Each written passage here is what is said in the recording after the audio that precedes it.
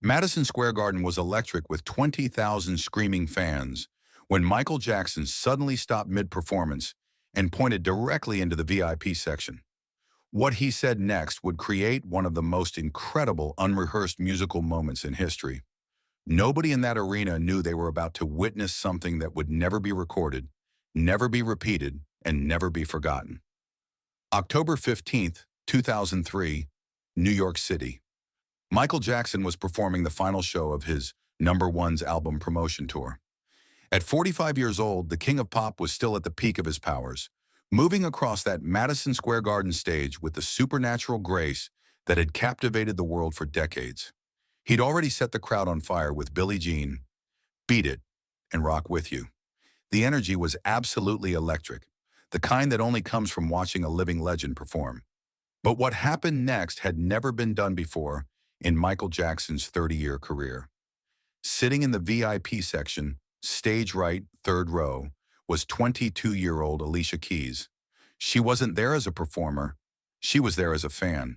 The same little girl who had memorized every word of Thriller at age 6, who had spent countless hours trying to moonwalk in her bedroom, who had dreamed of one day meeting her musical hero.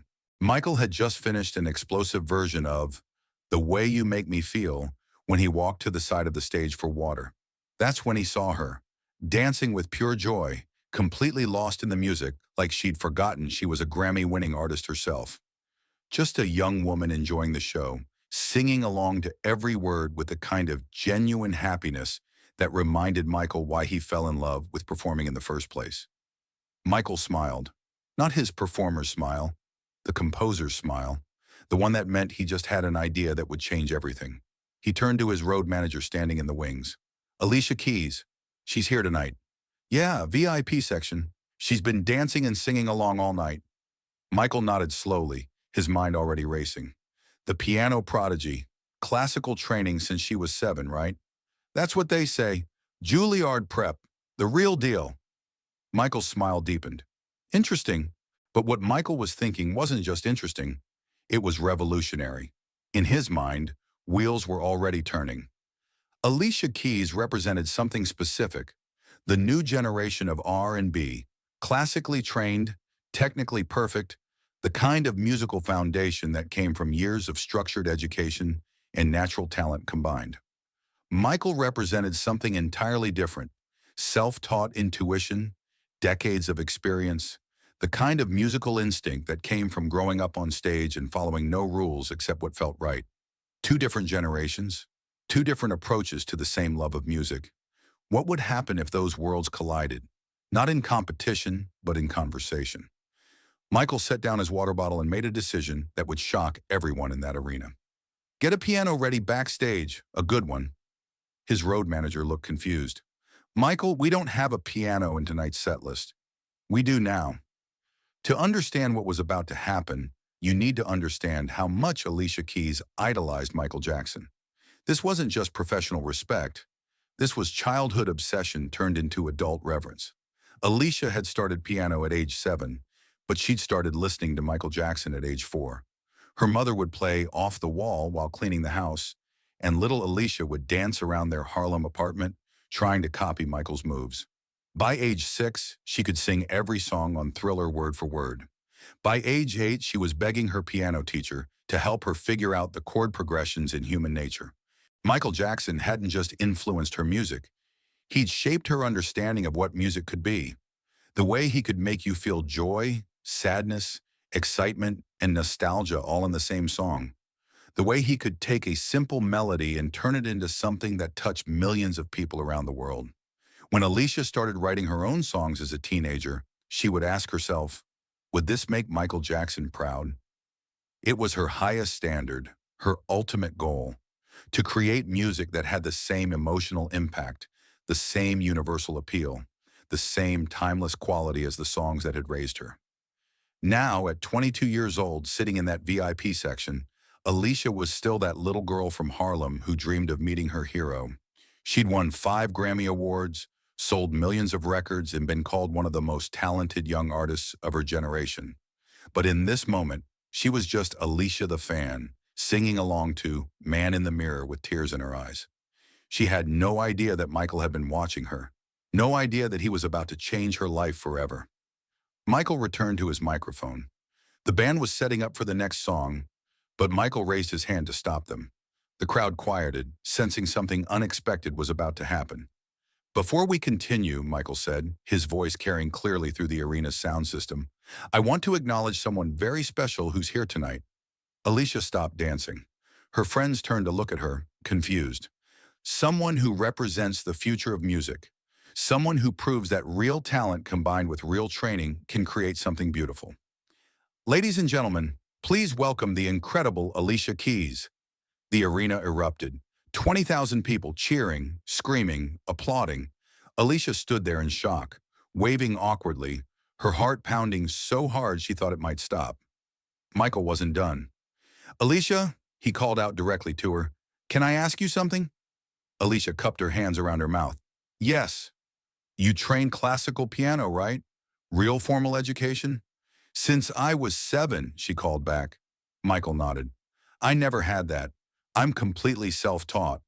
Everything I know about music, I learned by listening, by feeling, by experimenting." He paused, looking directly at her.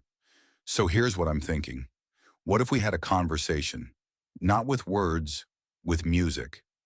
The crowd was completely silent now, hanging on every word. "You speak your language, I speak mine.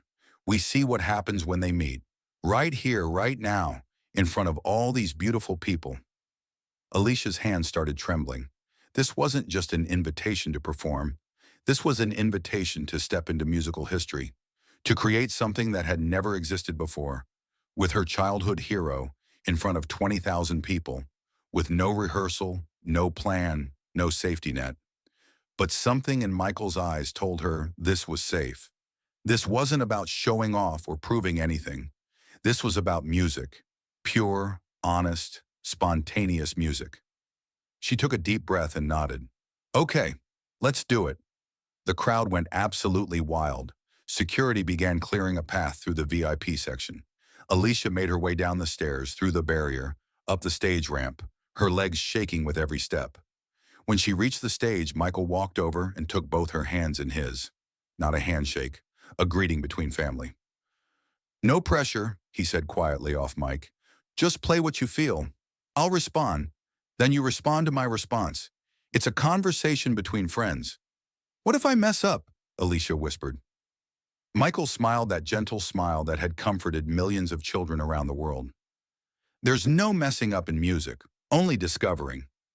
You discover something, I discover something, we discover something together. That's the whole point." Behind them, stage crew was wheeling out a second piano. Not just any piano, a beautiful black Steinway grand, positioned about 8 feet from Michael's usual keyboard setup. The two instruments faced each other like old friends preparing to tell stories. Michael sat at his keyboard.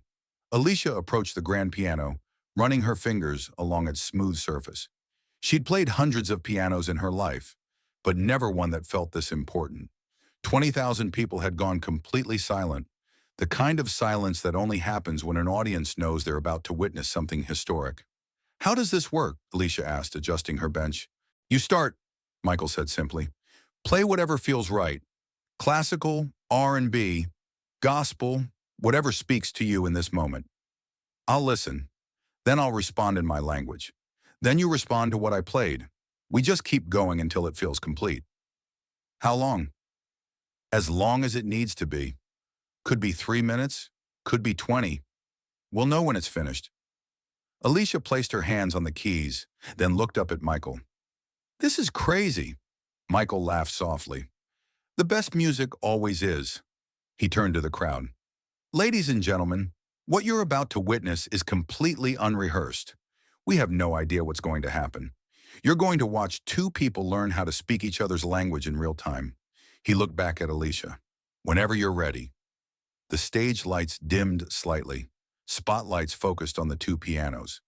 Alicia closed her eyes, took a deep breath, and began to play. But here's what nobody expected, not even Michael. What happened next wasn't just a musical conversation. It was a transformation. A moment when two different generations of Black excellence met and created something that proved music has no boundaries, no limits, no impossible combinations. Are you ready to hear what happened when childhood dreams met professional reality? When classical training met intuitive genius? When the student finally got to play with a teacher who never knew he was teaching her? Because what unfolded in the next 12 minutes changed both their lives forever. Alicia's opening notes were pure soul, not classical, not R&B, but something deeper. She started with a simple chord progression in D minor, the same key as Billie Jean, whether she realized it or not. Her right hand played a gentle melody that seemed to float above the chords, while her left hand provided a steady, heartfelt foundation. This wasn't showing off. This wasn't technical demonstration. This was a 22-year-old woman pouring her heart out to her childhood hero through the only language they both spoke fluently: music. Michael closed his eyes and listened, not just to the notes, but to the emotion behind them. To the years of training, yes, but also to the years of listening to his music, of being inspired by his artistry, of dreaming about this exact moment. When Alicia reached what felt like a natural pause, she looked over at Michael. He opened his eyes, smiled, and began to play. What came out of Michael's keyboard was magic. He took Alicia's D minor foundation and built on it, adding layers of rhythm and harmony that complemented her melody perfectly.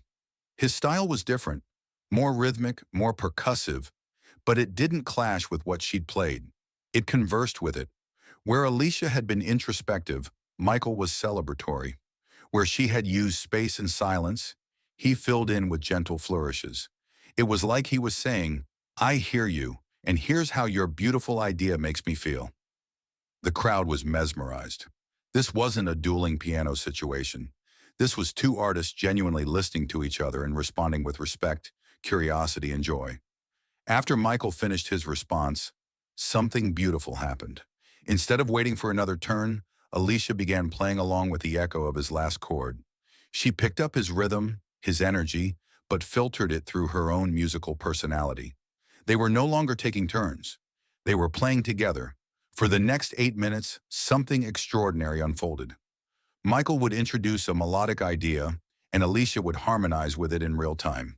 Alicia would shift to a different key, and Michael would follow seamlessly.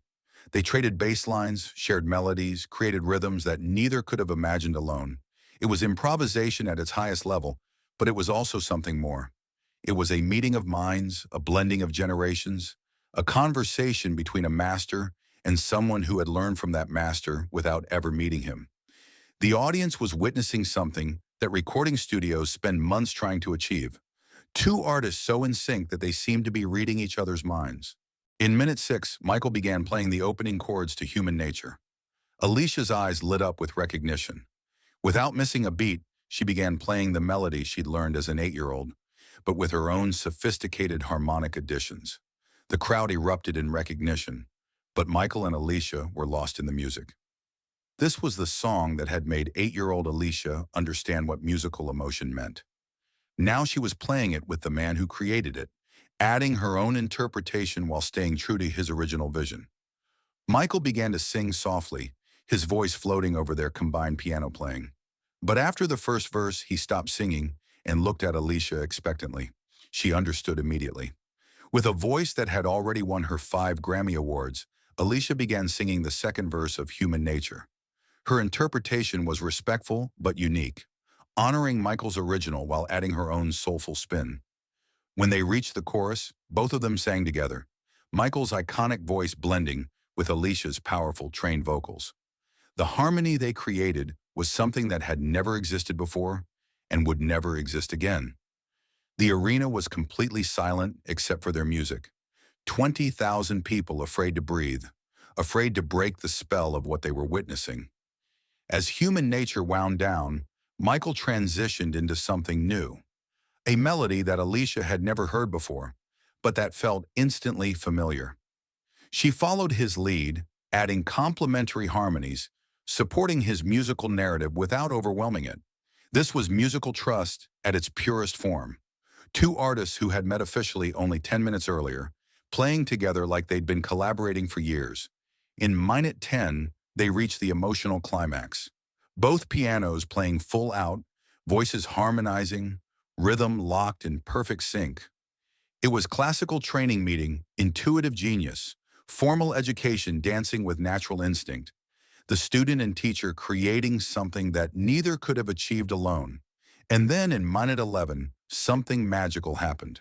Without any verbal communication, both musicians began to slow down, to simplify, to bring their musical conversation to a natural conclusion.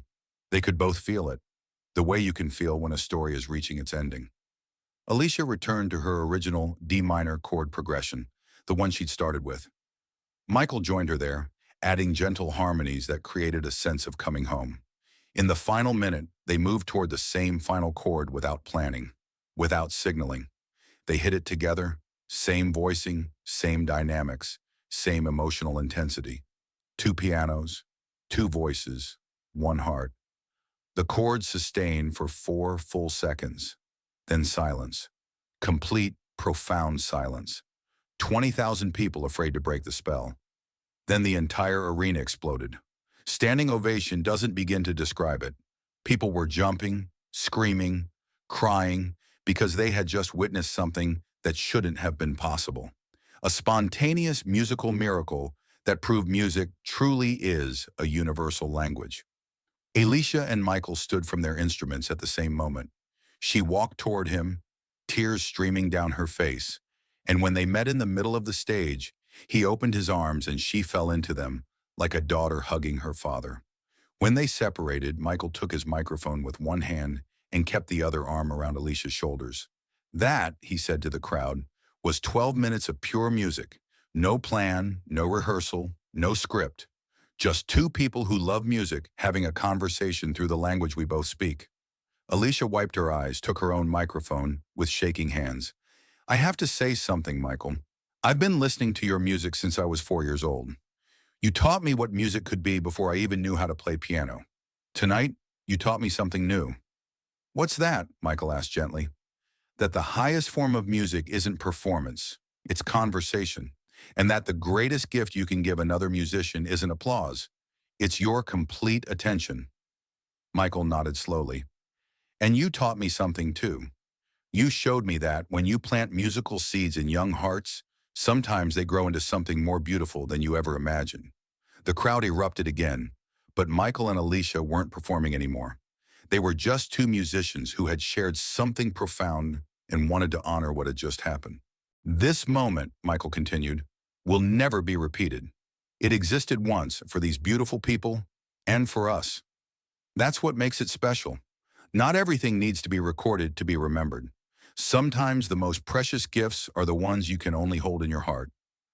Backstage after the show, Alicia had tears in her eyes as she faced her childhood hero in his dressing room. Michael, can I ask you something? Anything. Why did you call me up there?